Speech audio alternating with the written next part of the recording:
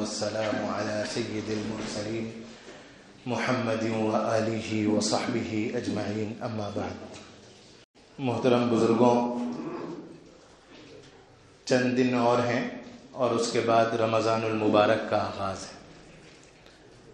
رسول اللہ صلی اللہ علیہ وسلم کا معاملہ یہ تھا کہ آپ صلی اللہ علیہ وسلم رمضان کی تیاری بہت پہلے سے شروع کر دیتے تھے۔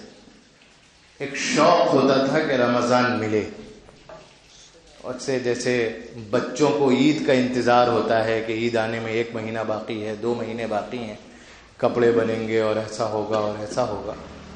رسول اکرم صلی اللہ علیہ وسلم کو رمضان کا شوق ہوتا تھا اور بہت دنوں سے انتظار ہوتا تھا۔ 2 مہینے پہلے رجب کا جب چاند نکلتا تھا تو حدیث کی کتابوں میں آتا ہے کہ اس وقت آپ دعا کیا کرتے تھے جب 2 مہینے ابھی باقی ہوتے تھے کہ اے اللہ ہمارے لیے اس رجب اور شعبان کے مہینوں کو، جو رمضان سے پہلے کے 2 مہینے ہیں، ان کو بابرکت بنائیے، اور اے اللہ اتنی زندگی ضرور عطا فرما دیجئے کہ رمضان تک پہنچ جائیں۔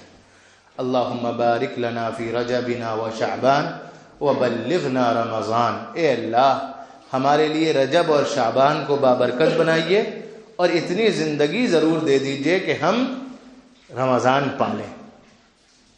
اور جب رجب گزرتا اور صرف 1 مہینہ رہ جاتا ہے، شعبان کا مہینہ جو اب چل رہا ہے، جس کے آخری دن چل رہے ہیں، تو ان میں تو آپ صلی اللہ علیہ وسلم کا حال یہ ہوتا کہ رمضان کے انتظار میں اس مہینے میں آپ نفلی روزے بہت زیادہ رکھتے۔ کسی اور مہینے میں نفلی روزے اتنے نہیں رکھتے جتنے اس مہینے میں نفلی روزے رکھتے تھے۔ اسی لیے گویا کہ یہ رمضان المبارک کی آپ صلی اللہ علیہ وسلم تیاری فرماتے تھے۔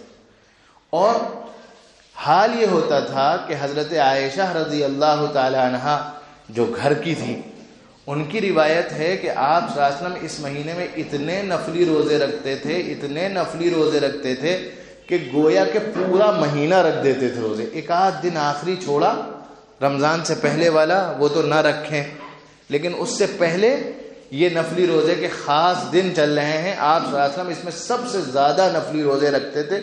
تو یہ ایک رسول اکرم صلی اللہ علیہ وسلم کا رمضان کا انتظار تھا اور رمضان کی تیاری تھی۔ اور اس کی وجہ یہ ہے کہ رمضان کی جو رحمتیں اور برکتیں اللہ کے یہاں سے نازل ہوتی ہیں، ہم اپنی آنکھوں سے ان رحمتوں اور برکتوں کو دیکھ تو نہیں سکتے، لیکن رسول اکرم صلی اللہ علیہ وسلم سب سے زیادہ محسوس کر سکتے تھے کہ یہ کتنا مبارک مہینہ ہے، کتنی رحمت کے دن ہیں، کتنی برکتوں کے دن ہیں۔ اسی لیے آپ کا شوق کا یہ حال ہوتا تھا کہ 2 مہینے پہلے جب چاند نکلتا رجب کا تو آپ کی زبان سے دعا جاری ہوتی، اے اللہ اتنی زندگی ضرور دیجیے گا کہ رمضان ضرور مل جائے۔ جیسے ہمارے ہاں جن لوگوں کی عمر پوری زیادہ ہو جاتی ہے، بچیوں کی شادی نہیں ہو پاتی، تو وہ کہتے ہیں کہ بس زندگی کی آرزو اسی لیے ہے تاکہ اس بچی کے ہاتھ پیلے کر دیں، اپنے سامنے اس کو رخصت کر دیں، اس کی شادی کر دیں۔ یا جیسے کسی اور کی کوئی اور آرزو اور تمنا ہوتی ہے، حضرت صلی اللہ علیہ وسلم اپنی اس آرزو کی دعا مانگا کرتے تھے، اے اللہ زندگی میں اتنی مہلت اور دے دیجئے کہ رمضان ہاتھ آ جائے، رمضان مل جائے، اس کی رحمتیں اور برکتیں ایک مرتبہ اور مل جائیں۔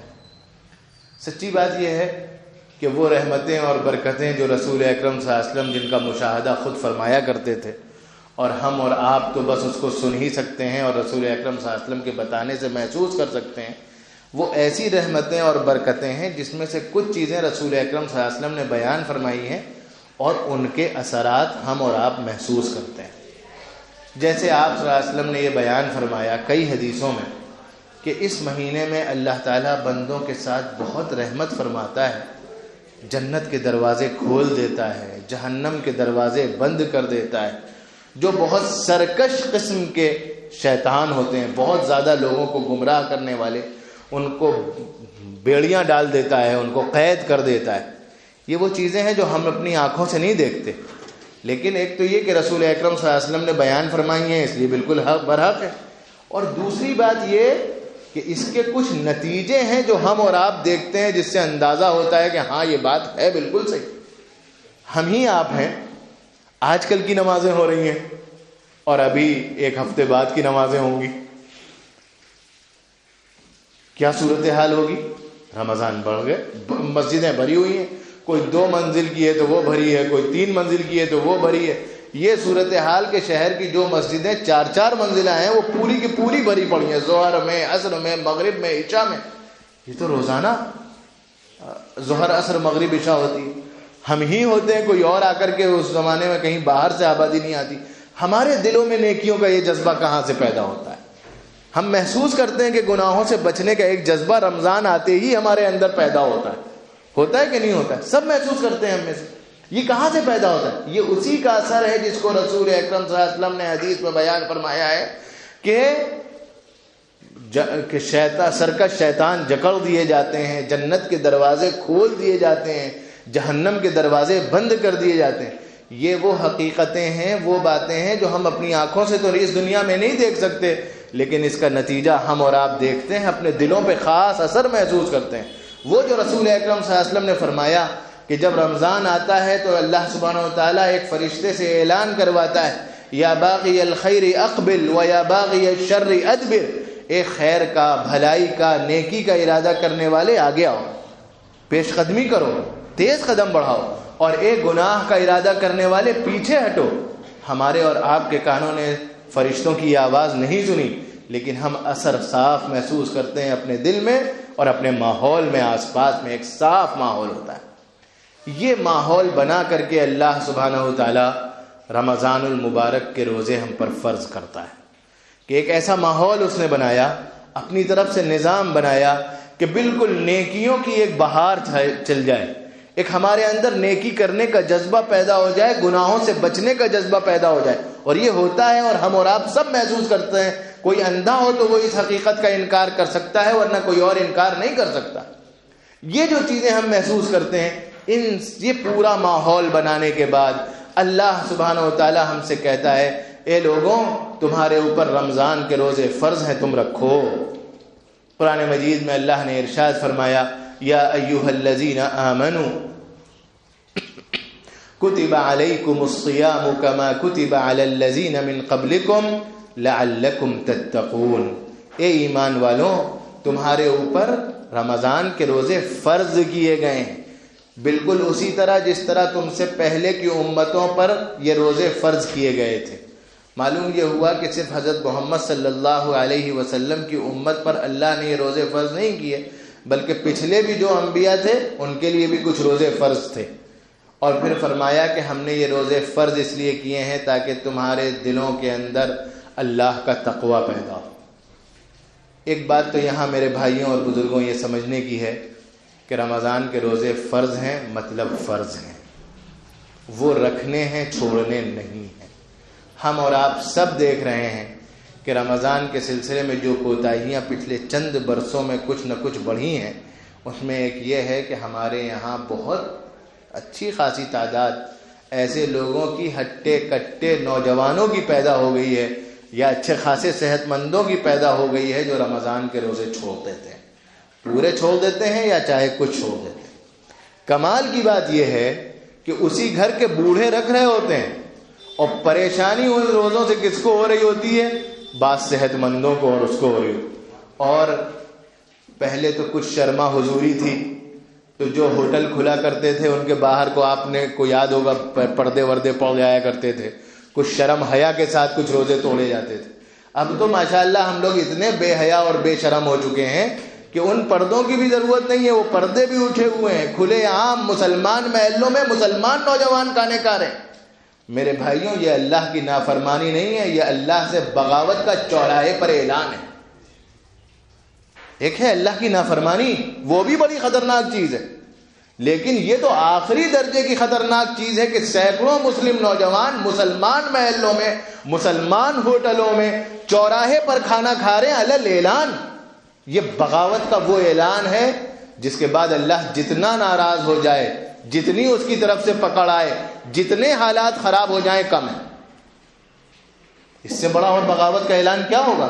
اللہ کہتا ہے روزہ فرض ہے، ہم کہتے ہیں نہیں رکھیں گے، اور ہم اے اللہ چوراہے پر جا کے کھانا کھائیں گے، بڑے بڑے ہوٹلوں میں ایسے کھانا کھائیں گے کہ باہر سے گزرتا ہوا مسلمان اور غیر مسلمان سب دیکھے کہ مسلمانوں کی یہ بڑی تعداد نوجوانوں کی اور اچھے خاصی عمر والوں کی یہ روزے چھوڑ رہی ہے۔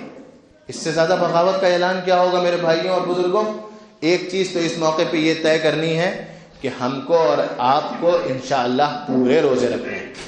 دوسری چیز یہ طے کرنی ہے اپنے گرد و پیش میں کسی کو ایسا نہیں رہنے دینا ہے جو روزہ نہ رکھے.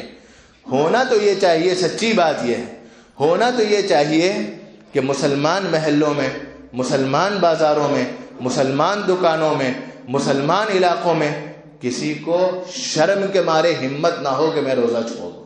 اگر وہ روزہ چھوڑ دے تو وہ نکو بن جائے. ہونا تو یہ چاہیے. لیکن ہو کیا رہا ہے پچھلے چند برسوں میں کیا چیز بڑھ رہی ہے وہ ہم اور آپ دیکھ رہے ہیں. اجازت نہیں ہونی چاہیے گھر میں کسی ایسے نوجوان کے رہنے کی جو بلا عذر روزہ چھوڑتا ہو. اجازت نہیں ہونی چاہیے دکان پر کسی ایسے مسلمان کی جو بلا عذر روزے چھوڑتا ہو. ایسے شخص سے دوستیاں نہیں ہونی چاہیے جو بلا عذر روزے چھوڑتا ہو. یہ معمولی معاملہ نہیں ہے، بہت سخت معاملہ ہے. ایک مہینہ جس میں اللہ سبحانہ تعالیٰ انتظام فرماتا ہے، اپنی طرف سے ہر طرح کا اس نے انتظام کیا، نیکیوں کا ماحول بنایا. ہمارے دلوں کے اندر نیکیوں کو کرنے کا جذبہ اللہ ہی کی طرف سے ڈالا جاتا ہے اور گناہوں سے بچنے کا جذبہ اللہ نے ڈالا. اور پھر ہم اتنے بڑے سرکش بنے کہ ہم روزے نہ رکھیں تو یہ بہت خطرناک بات ہے. ایک کام تو یہ کرنا ہے، خود بھی روزہ رکھنا ہے اور گرد و پیش میں کسی کو بے روزے کے بلا عذر نہیں رہنے دینا ہے انشاءاللہ. دوسرا ایک کام جو رمضان المبارک میں، روزے تو اگر ہم نے رکھے اور انشاءاللہ ہم سب رکھیں گے، مسئلہ یہ ہے کہ روزہ رکھنے کے بعد روزہ گزارنا کیسے چاہیے. رسول اکرم صلی اللہ علیہ وسلم تاکید فرمایا کرتے تھے کہ دیکھو روزہ رکھ کر پورا دن بہت اچھی طرح گزارو، پورا دن بہت اچھی طرح گزارو. ایک چیز ہے زیادہ نیکیاں کرنا، مسجد آئیں، نماز پڑھنا، تلاوت کرنا، نفل نمازیں پڑھنا اور صدقہ کرنا، خیرات کرنا، نیکیاں بڑھا دینا. رسول اکرم صلی اللہ علیہ وسلم کا معاملہ یہ تھا، نیکیاں اتنی بڑھا دیا کرتے تھے کہ حدیث میں ایک صحابی نے ذکر کیا، مثال کے طور پر صدقہ خیرات آپ اتنا کرنے لگتے تھے کہ ایک صحابی نے اس کو بیان کیا، کان اجود من الریح. رمضان میں آپ حال یہ ہوتا تھا کہ گویا سخاوت کی آندھی چل رہی ہو، سخاوت کی آندھی چل رہی. یہ سب کیا ہے؟ یہ نیکیاں بڑھا دینے کی کوشش. تو ایک کام تو یہ کرنا ہے کہ نیکیاں زیادہ سے زیادہ کرنے کی کوشش کرنی چاہیے ہم کو اور آپ کو سب کو. اس کے ساتھ ایک کام اور کرنا ہے اور وہ اس سے زیادہ ضروری ہے، روزہ رکھنے کے بعد گناہوں سے بچنا. زبان سے کوئی غلط لفظ نہ نکلے، ہاتھ پاؤں کان ناک آنکھ سے کوئی گناہ نہ ہو، کوئی گناہ نہ ہو. رسول اکرم صلی اللہ علیہ وسلم نے فرمایا کہ جو بندہ روزہ رکھ کر غلط باتیں کہنا اور غلط کام کرنا نہ چھوڑے، اللہ کو اس کے بھوکے پیاسے رہنے کی کوئی ضرورت نہیں ہے. جو شخص روزے رکھ کر غلط باتیں زبان سے کہنا اور غلط کام کرنا نہ چھوڑے، اللہ کو اس کے بھوکے پیاسے رہنے کی کوئی ضرورت نہیں. یعنی اگر ہم سے اللہ نہ کرے روزہ رکھنے کے بعد گناہ ہوتے ہیں تو ہم روزہ چھوڑنے کے گناہگار تو نہیں ہوں گے، لیکن جو اس کا ثواب ملتا ہے، جو اس کی برکتیں ملتی ہیں، اس کے لیے یہ بھی ایک ضروری کام ہے کہ گناہوں سے بچا جائے. زبان کے گناہ، دوسرے گناہ، ان سے بچنے کا بہت زیادہ اہتمام کیا جائے. ایک صاحبہ تھیں رسول اکرم صلی اللہ علیہ وسلم کے زمانے میں. ان کا معاملہ یہ تھا کہ نفل روزے بہت رکھتی تھی لیکن زبان میں احتیاط نہیں تھی. آپ صلی اللہ علیہ وسلم نے فرمایا روزے سے اس کو کچھ حاصل نہیں ہوتا ہے. انہوں نے تھوڑی احتیاط شروع کی لیکن ابھی پوری طرح نہیں زبان کی احتیاط ہوئی. تو کچھ دنوں کے بعد آپ نے صحابہ سے فرمایا قریب ہے کہ اس کو روزے سے فائدہ ہونے لگے. پھر انہوں نے اپنے اوپر وہ قابو پانا چاہ رہی تھی، قابو پا لیا انہوں نے. اور پھر کیا ہوا؟ پھر یہ ہوا کہ ان کی زبان بالکل ان کے قابو میں آ گئی. کوئی غلط بات اس سے نہیں نکلتی تھی، کوئی جھوٹ، کوئی غیبت، کوئی تکلیف پہنچانے والی کوئی بات نہیں نکلتی تھی. آپ نے فرمایا اب اس کے روزے اس کو نفع پہنچا رہے، فائدہ پہنچا رہے. ہمارا آپ کا بھی یہی معاملہ ہے. آپ صلی اللہ علیہ وسلم بہت تاکید کیا کرتے تھے اس بات کی کہ روزے رکھنے کے بعد اس بات کی فکر کی جائے کہ کوئی گناہ روزے میں نہ ہو. یہ حال تھا بعض صحابہ کرام کا کہ نقل کرنے والوں نے بالکل حدیث کی کتابوں میں نقل ہے نقل کرنے والوں نے بعض صحابہ کرام کے سلسلے میں نقل کیا کہ وہ اپنا روزہ بچانے کی اتنی فکر کرتے تھے کہ رمضان میں سوائے مسجد کے کہیں اور کے لیے گھر سے نکلتے ہی نہیں تھے. نکلیں گے باتیں ہوں گی، گناہ ہوں گے. اور حضرت ابو ہریرہ کا نام تو ہم سب نے سنا ہے، وہ حدیثیں بہت روایت کرتے ہیں. ان کے اور ان کے شاگردوں کے سلسلے میں لوگوں نے بیان کیا کہ ان کا معاملہ یہ تھا کہ وہ پورے رمضان میں زیادہ تر وقت مسجد ہی میں گزارتے تھے کہ باہر نکلیں گے تو گناہ ہوں گے. اس سے ایک بات یہ معلوم ہوئی کہ روزہ صرف سحری سے افطار تک بھوکا رہنے کا کام نہیں ہے، نام نہیں ہے، بلکہ روزہ نام ہے. ایک تو روزہ ہے زبان کا روزہ، اور ایک روزہ ہے دل کا اور نفس کا روزہ. اپنے آپ کو گناہوں سے زیادہ بچانا. میرے بھائیوں اور بزرگوں، ہم میں سے ہر کون ہے جو یہ نہ چاہے کہ رمضان کی برکتیں ہمیں حاصل ہوں، اللہ تعالی ہم سے راضی ہو. اگر وہ ہم سے اب تک ناراض ہے تو اس میں ہم کو معاف فرما دے. رمضان تو مہینہ ہی اللہ سے معافی مانگنے کا اور اپنے آپ کو معاف کرا لینے کا ہے. اگر ہم یہ چاہتے ہیں اور ہم میں سے ہر ایک یہ چاہتا ہے تو اس کے لیے یہ کام کرنا ہے، روزہ رکھ کر روزے اچھے بھی گزارنے. اس کے بھی اہتمام کی ضرورت. اللہ تعالیٰ مجھ کو بھی توفیق عطا فرمائے، آپ کو بھی توفیق عطا فرمائے. دیکھیے بڑا سخت معاملہ ہے. ایک تو یہ ہے، بڑی محرومی تو یہی ہے کہ رمضان آئے، ہم روزے رکھ لیں، گناہ کرتے رہیں، ہمیں برکتیں حاصل نہ ہو. یہ بھی تو اپنے آپ میں بہت بڑی محرومی، بہت بڑی محرومی. لیکن جو شخص رمضان میں اچھے روزے رکھ کر، صرف روزے رکھ کر نہیں، اچھے روزے رکھ کر، اچھا پورا رمضان گزار کر کے اللہ سے اپنے آپ کو معاف نہیں کرا لیتا ہے، اس کا معاملہ یہ ہے کہ اس کے اوپر یہی نہیں کہ اس کو رمضان کی برکتیں نہیں ملتی، اللہ کی طرف سے لعنتیں برسنا یقینی ہے. ایک حدیث میں ہے، اور جن لوگوں نے حدیث کی کتابیں سنی ہیں یہاں جب مسجدوں میں پڑھی جاتی ہیں، انہوں نے یقیناً وہ حدیث سنی ہوگی کہ ایک دن رسول اکرم صلی اللہ علیہ وسلم اپنے ممبر پر چڑھ رہے تھے، اور آپ نے پہلے ممبر پر قدم رکھا، ممبر کی پہلی سیڑھی پر فرمایا آمین، دوسری پر رکھا پھر فرمایا آمین، تیسری پر رکھا پھر فرمایا آمین. کسی نے بعد میں پوچھا کہ یا رسول اللہ، آج آپ ممبر پر چڑھ رہے تھے، ہم نے سنا کہ آپ ہر سیڑھی پر آمین کہتے جا رہے تھے، پہلے تو ایسا نہیں تھا. آمین تو کسی دعا کے بعد کہا جاتا ہے، یہ آپ نے کیا کہا؟ آمین کا مطلب ہوتا ہے اے اللہ یہ دعا قبول فرما. آپ نے جو بیان فرمایا تو اس میں ایک چیز یہ تھی، ایک چیز کہ حضرت جبرائیل علیہ السلام نے آ کر کے بد دعا کی، جس شخص کو رمضان ملے اور وہ اپنے گناہ نہ معاف کروا پائے تو اس کے اوپر اللہ کی لعنت برسے. یہ بد دعا کس نے کی؟ حضرت جبرائیل نے، جو فرشتوں میں اللہ کو سب سے زیادہ محبوب، اتنے محبوب کہ اللہ جب اپنے رسولوں کے پاس دین بھیجتا ہے، وحی بھیجتا ہے تو ان کے ذریعے بھیجتا ہے. قرآن نازل کرنے کے لیے، اللہ کی کتابیں نازل کرنے کے لیے جن کا انتخاب ہوا، وہ فرشتہ کہہ رہا بد دعا کر رہا ہے، اور رسول اکرم صلی اللہ علیہ وسلم اس پر آمین کہہ رہے ہیں. اب بتائیے اس بد دعا کے قبول ہونے میں کوئی شبہ ہو سکتا ہے؟ کوئی شک ہو سکتا ہے؟ اگر ہم نے اچھا رمضان نہیں گزارا، گناہوں سے بچ کر، نیکیاں کر کے، روزے رکھ کر اپنے گناہوں کو معاف نہیں کروایا، ڈر اس بات کا ہے کہ حضرت جبرائیل اور رسول اکرم صلی اللہ علیہ وسلم کی ان بد دعاؤں کے مستحق ہم بھی نہ ہو جائیں، ہم پر بھی یہ لعنتیں نہ برس جائیں. تو میں جو کہہ رہا تھا وہ یہ کہہ رہا تھا کہ اگر کوئی محروم رمضان میں بھی اپنے گناہ نہیں معاف کروا پاتا، اچھے روزے نہیں رکھ پاتا، اچھا رمضان نہیں گزار پاتا، تو صرف یہ نہیں ہے کہ رمضان کی رحمتیں اسے نہیں ملیں گی، یہ خود اپنے آپ میں ایک بڑا نقصان ہے. لیکن میرا خیال اس سے بھی بڑا نقصان یہ ہے کہ اللہ کی مزید لعنتیں اس کے حصے میں اور آئیں گی. اور یہ کیسی خطرناک بات ہوگی جب اس کے لیے لعنتیں برس رہی ہوں اللہ کی، حضرت جبرائیل کی دعا پر اور رسول اکرم صلی اللہ علیہ وسلم کی دعا پر. میرے بھائیوں اور بزرگوں، بہت سوچنے کا مرحلہ ہے. میں نے آپ سے ذکر کیا کہ رسول اکرم صلی اللہ علیہ وسلم پہلے سے اہتمام فرمایا کرتے تھے اس بات کا کہ رمضان اچھا گزرے، جس کے لیے آپ شعبان سے ہی روزے رکھنے کا بہت زیادہ اہتمام فرماتے تھے. پورا شعبان تقریباً روزوں میں گزار دیتے تھے. ہم نے اور آپ نے کیا تیاری کی ہے؟ ہم نے کیا تیاری کی ہے؟ یہ ہے اصل سوال اس وقت سوچنے کا. کیا کچھ تیاری ہم نے بھی کی ہے؟ کیا ہم کچھ سوچ رہے ہیں کہ رمضان کیسا گزاریں گے؟ میرے بھائیوں، بہت فکر کرنے کی بات، بہت فکر کرنے کی بات.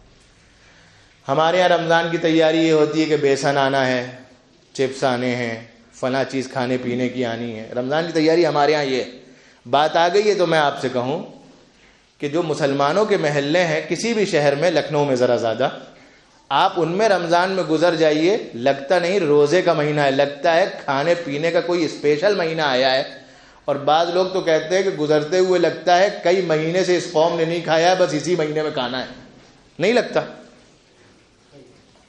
سارے رونقیں سب جو رمضان کی ہیں وہ جتنی عبادتوں کی ہیں اس سے زیادہ ہوٹلوں کی اور کھانے پینے کی دکانوں کی، چاہے وہ کچا بک رہا ہو چاہے پکا بک رہا ہو. نوجوانوں کی ایک بھیڑ ہے، بڑی عمر کے بھی ماشاءاللہ ویسے ہی حضرات، ایک بھیڑ ہے پوری جو رمضان کی مبارک راتوں کو تہجد پڑھنے، اچھی تراویح پڑھنے، عبادت کرنے کے مقابلے میں گھنٹوں گزار دیتی ہے کسی ہوٹل پر کلچے نہاری کھانے کے لیے. یہ بہت خطرناک بات ہے، یہ کوئی مذاق کی بات نہیں، بہت خطرناک. آپ خود سوچیں کہ جو راتیں عبادت کی ہیں ان راتوں کو ہم لوگوں نے کھانے پینے، گھومنے ٹہلنے، ادھر ادھر آنے جانے کا بنا رکھا ہے کہ صاحب فجر پڑھ کر سوئیں گے اس لیے پوری رات جاگنا ہے اور چوراہوں اور سڑکوں پر رہنا ہے. ارے بھائی پوری رات جاگنے کا شوق ہے، ٹھیک ہے جاگ لیجئے، کچھ ساتھیوں کے ساتھ آئیے مسجد میں کچھ عبادتیں کر لیجئے، تھوڑی بہت ہنسی مذاق بھی کر لیجئے، باتیں بھی کر لیجئے، لیکن عبادتوں کا رنگ تو راتوں میں ہو. یہ اگر سچا رمضان گزارا جائے تو اس کے لیے ضروری ہے کہ پہلے سے ذہن بنایا جائے کہ اچھا رمضان گزارنا ہے. یہ تو ہم لوگوں کی حالت ہے. ہم لوگوں کے دسترخوان کے تقاضے ایسے ہیں اپنے گھروں میں اپنی عورتوں سے کہ ہماری عورتوں کے رمضان کا حاصل یہ ہے کہ صبح تھوڑا سا سو کے اٹھیے، اور بعض گھروں میں 10 بجے سے اور بعض گھروں میں 12-1 بجے سے لے کر افطار کے وقت تک عورتوں کا سارا کام یہ ہے کہ وہ کچن میں گھسی رہیں. نہ عبادتیں ہو رہی ہیں نہ کچھ ہو رہا ہے، صرف افطار کا ایک 10 منٹ کا دسترخوان سجنا ہے. آپ خود بتائیے عقل مندی کا تقاضا کیا ہے؟ کسی کو بتانے کی ضرورت نہیں، ہم خود سوچ سکتے ہیں یہ کیا ہو رہا ہے. ہم نے کہیں سے کہیں رمضان کو پہنچا رکھا ہے. میرے بھائیوں میں سچ کہتا ہوں، بات آ گئی ہے جو کہتا ہوں، اچھے رمضان گزارنے کے لیے ضروری ہے کہ اپنے دسترخوانوں کو سادہ کیا جائے، ورنہ ہماری ماؤں بہنوں کا پورا رمضان تو صرف ہمیں کھلانے پلانے اور خود کھانے پینے کی نظر ہو جاتا ہے. بہت غلط بات ہے. خیر، تو ایک چیز یہ میں عرض کر رہا تھا اور وہی آخری بات ہے کہ ہم کو ابھی سے سوچنا چاہیے کہ رمضان کی تیاری ہم نے کیا کی ہے. اس میں ایک تیاری وہ ہے جو رسول اکرم صلی اللہ علیہ وسلم فرمایا کرتے تھے کہ آپ پورے شعبان کے تقریباً روزے رکھتے تھے، آخر کے 1-2 دن بظاہر چھوڑ دیتے تھے، اور علماء بھی کہتے ہیں کہ رمضان سے بالکل ملا کر کے 1-2 دن آخر کے روزے نہیں رکھنے چاہیے. لیکن ابھی 1 ہفتہ ہے، ہم ارادہ کریں انشاءاللہ 2-3-4 نفلی روزے. آج کل روزے میں کچھ ہے تھوڑی، پیاس بھی نہیں لگتی، بھوک بھی نہیں لگتی، آج کل کچھ نہیں ہے. تو بہت اچھا ہو اگر رسول اکرم صلی اللہ علیہ وسلم کی سنت کی اتباع میں ہم طے کریں کہ ابھی 2-3-4 جتنی ہمت ہوگی اتنے روزے رکھ لیں گے انشاءاللہ. اگر ہم نے یہ کیا اور اس نیت سے کیا کہ اللہ آپ کے رسول کی سنت کی اتباع میں رکھ رہے ہیں، اس نیت سے کہ اللہ اس کی برکت سے ہمارے لیے رمضان اچھا ہو جائے، ہمارے ان روزوں کا اہتمام ہو جائے. میرے بھائیوں خود بھی یہ بات سمجھنے کی ہے اور اپنے گھر والوں کو بھی سمجھانے کی ہے کہ یہ رمضان پتہ نہیں زندگی میں دوبارہ آئے یا نہ آئے. ہمارے اور آپ کے جاننے والے نہ جانے کتنے لوگ تھے، ان میں کچھ نوجوان بھی تھے اور کچھ بچے بھی تھے جن کو پچھلا رمضان ملا تھا، یہ رمضان نہیں ملا ہے. ہم میں سے کوئی گارنٹی لے کے نہیں آیا کہ اگلا رمضان ملے گا یا نہیں ملے گا. ابھی تو یہی نہیں گارنٹی کہ رمضان تک پہنچیں گے یا نہیں پہنچیں گے. طے ہونا چاہیے، ارادہ ہونا چاہیے، یہ رمضان ایسے گزار دینا ہے جیسے کہ آخری رمضان ہو، اللہ کو اس میں راضی کر کے چھوڑنا ہے، اپنے گناہ معاف کروا لینے انشاءاللہ. اگر ہم نے اس طرح رمضان گزارا تو ہم سے زیادہ بابرکت کوئی نہیں، اور ہمارے لیے یہ رمضان نہایت بابرکت ہوگا. اللہ سبحانہ و تعالیٰ مجھ کو بھی توفیق عطا فرمائے، آپ کو بھی توفیق عطا فرمائے.